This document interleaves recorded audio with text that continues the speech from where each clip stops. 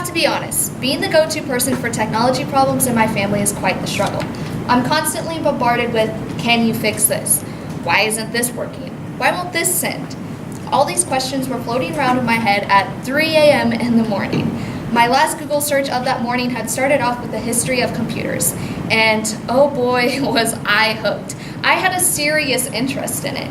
To me, it's crazy that there was a computer the size of this room at one point in time, yet all of us have our own personal Chromebooks.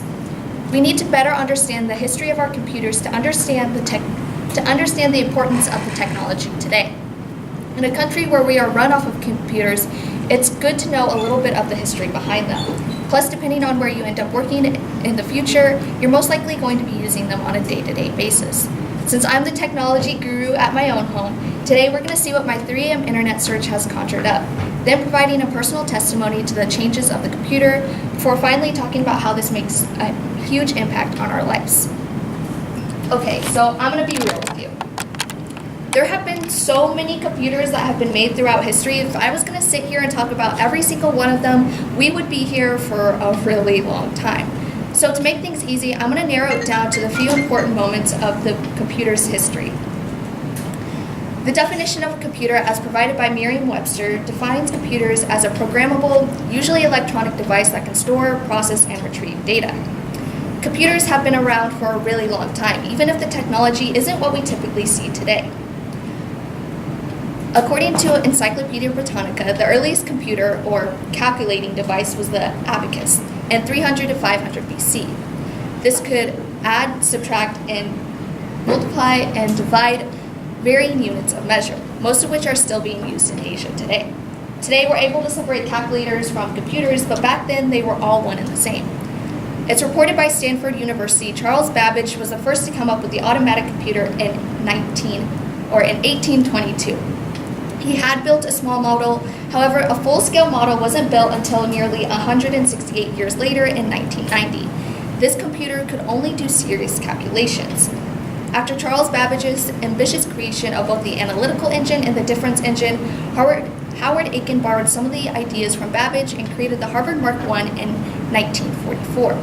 This machine was huge, more than 50 feet long, which is 5 stories, weighing 5 tons and consisting of about 750,000 separate parts. This machine could only do small calculations. Each new computer that was invented after this were modified versions of the Mark I. Keep in mind, the Harvard Mark I was built less than 100 years ago, which leads me to my next point. Could everyone do me a favor and pull out their phones? Each one of you is holding a computer. Now, we call them phones, but the technology that is in them is similar to that of a computer. Growing up, we have all seen computers change dramatically to what they are today.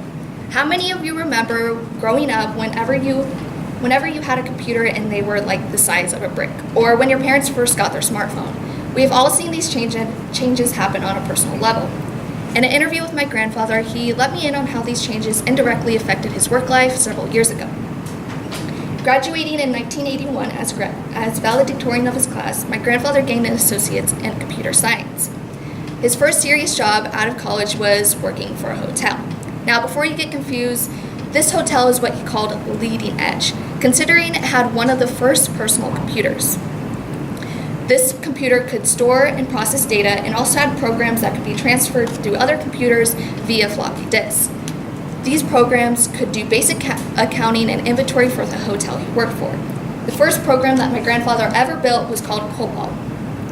The coding for this program was over 100 pages long, and the computers at the time would stop working if the coding wasn't entered in correctly. Every step and detail mattered.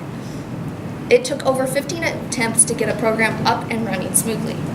My grandfather continued doing this for about 10 years, until finally it became difficult to keep up with the latest technology. After 10 years, the technology had gotten so advanced that the learning that he had gained in college was obsolete.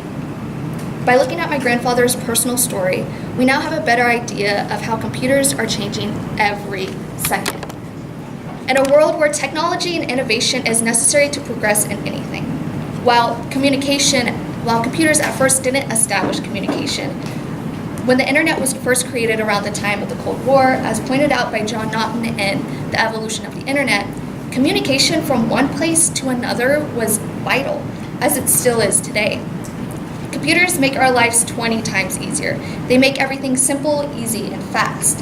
And if there's anything I've learned from Back to the Future, eventually we'll have flying cars and automatic lacing shoes, all of which is something that's been created from computer technology.